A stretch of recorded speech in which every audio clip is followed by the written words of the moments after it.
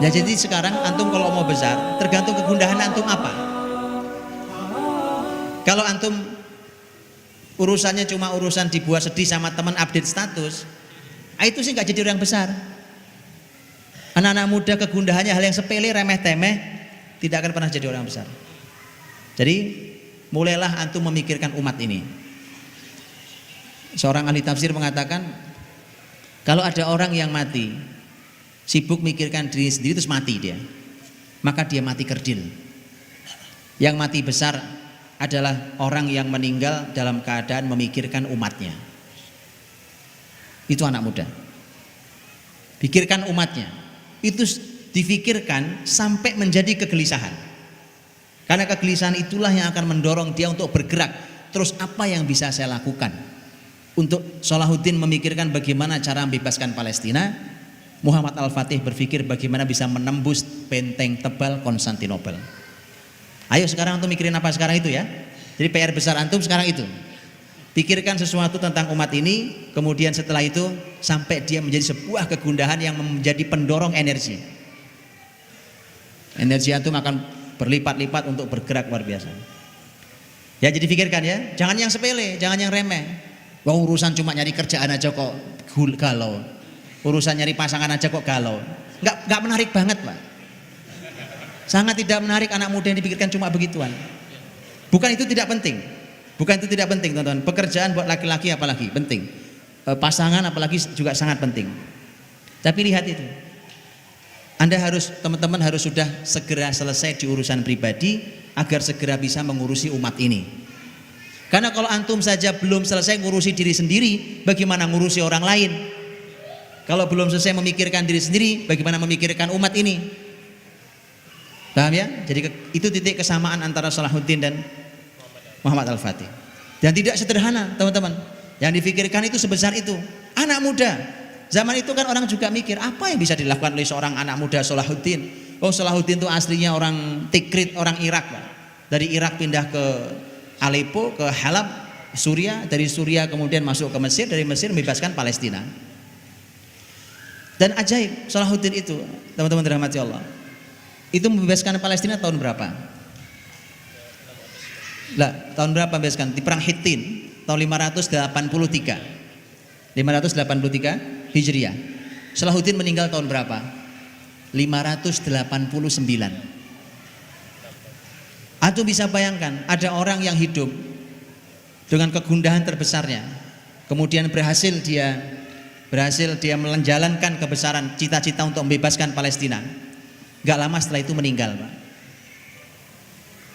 Jadi seakan Salahuddin dihadirkan Allah hanya untuk bebaskan Palestina, kemudian cukup tugasmu sampai di situ, kembalilah kepadaku. Ya Tuhan nafsul mutmainnah, irji'i ila rabbiki radiyatan mardiyah fadkhuli fi ibadi wadkhuli jannati. 583 dia usir keluar pasukan Salim. 589 beliau meninggal. Karena itulah maka ketika Muhammad Al-Fatih berhasil membuka Konstantinopel, kan? Tahun berapa? 857 Hijriah. Tapi meninggalnya masih lama. Ya. Sempat Muhammad Al-Fatih sempat berpikir untuk istirahat dari kepemimpinan. Karena sudah cukup. Apa yang dia inginkan, kegelisahan selama ini yang tidak bisa ditembus oleh muslimin selama 8 abad lamanya. Dan antum lihat, ini kan sebenarnya berawal dari kalimat Rasul SAW kan tentang Konstantinopel itu. Karena Nabi menyampaikan tentang hal itu, Konstantinopel itu, teman-teman. Maka sahabat ketika menyampaikan hadis Nabi itu semua ikut memeras otak, gimana caranya kita menguasai Konstantinopel. Tapi Nabi kita sudah sampaikan, itu pasti akan jatuh di tangan muslimin. Cuma benteng itu terlalu kuat, dan itu sebuah kekuatan besar. Eropa kekuatan besar, separuhnya setidaknya ada di wilayahnya Kristen Ortodoks, separuhnya kurang lebih ada di Kristen Katolik, Roma. Jadi antara Konstantinopel dan Roma.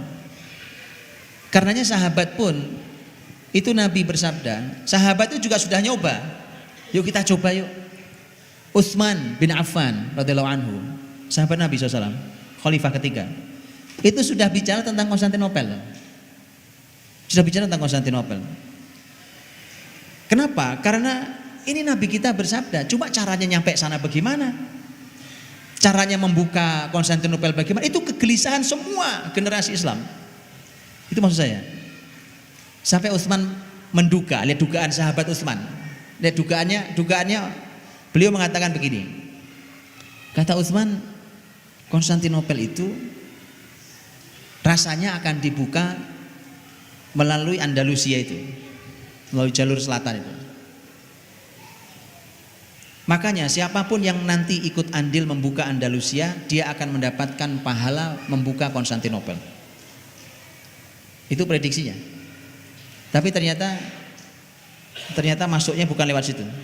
Ternyata masuknya bukan lewat barat tapi lewat timur. Nah, teman-teman dirahmati Allah, karenanya ketika antum baca nanti biografinya tabi'in luar biasa, yaitu Abdurrahman Al-Ghafiqi rahimahullah taala. Abdurrahman Al-Ghafiqi rahimahullah taala itu pemimpin Andalus yang dahsyat luar biasa. Itu baru di kisaran sekitar tahun 114 Hijriah. 114 Hijriah. 114 Hijriah itu Islam sudah sampai ke Perancis Selatan. Melalui tangan sediantaranya adalah pemimpin hebat dan itu tabi'in, yaitu Abdurrahman Al-Ghafiqi rahimahullah taala. Abdurrahman Al-Ghafiqi kenapa ingin betul dari mulai Spanyol masuk ke Portugal, kemudian masuk ke Prancis, dan kurang lebih hanya sekitar 30 kilo menjelang Paris. Itu Islam tuh. Itu tahun 114 sudah sampai sana. Kenapa? Karena tadi setiap zaman membawa kegundahan itu. Kenapa? Dia mau masuk ke kedua kota yang dilewatinya. Karena setelah Prancis adalah Italia dan di sana ada Roma, setelah Roma adalah Konstantinopel. Tapi semua orang tahu Konstantinopel duluan sebelum Roma. Maksud saya adalah teman-teman, generasi Islam itu kegelisahannya. Nah, itu kegelisahannya. Kalau babnya hanya handphone nggak ada pulsanya, nggak usah gelisah-gelisah amat. Ya, sekali lagi mohon teman-teman mengubah cara berpikirnya, antum naikkan kualitas kegelisahannya, gelisah memikirkan umat ini. Maka itulah kegelisahan seorang Muhammad Al-Fatih, apalagi itu memang sengaja dimasukkan. Jadi kegelisahan itu bukan tiba-tiba hadir, dia sengaja dimasukkan. Ini bedanya antara kegelisahan yang membahayakan dengan kegelisahan yang menghasilkan hal yang positif. Itu sengaja dimasukkan, baik Salahuddin ataupun Muhammad Al-Fatih. Muhammad Al-Fatih juga begitu, karena antum tahu bahwa dari mulai kakeknya, bapaknya, ibunya, gurunya semua memasukkan pesan tentang Konstantinopel. Maka ketika dia sudah selesai dalam tugasnya membuka Konstantinopel dan berhasil, maka setelah itu dia akan pengen pensiun dari kepemimpinan. Sudah selesai, sudah sampai pada puncaknya. Bahkan Muhammad Al-Fatih setelah menaklukkan Konstantinopel, dia naik ke bukit, dia naik di ketinggian, kemudian dia ngelihat ke bawah, dia bilang, dari ketinggian inilah tempat yang paling tepat untuk memimpin dunia. Lihat anak muda umur 24 tahun. 24 tahun mikir, ini ibu kotanya dunia, bukan ibu kotanya Turki Utsmani saja. Jadi dia berpikir bahwa ini akan dilebarkan sampai seluruh dunia, dari sini saya akan pimpin. Itu maksud saya ya. Jadi jangan remeh-temeh yang dipikirkan. Ya.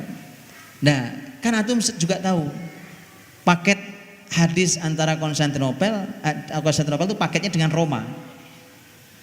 Ada gitu di antara antum yang gelisah mikirkan tuh Roma gimana Pak caranya Roma itu ya. Bagaimana cara sampai masuk ke Roma, mengislamkan Roma. Saya pengen salami paus, saya islamkan, saya syahadatkan tuh paus.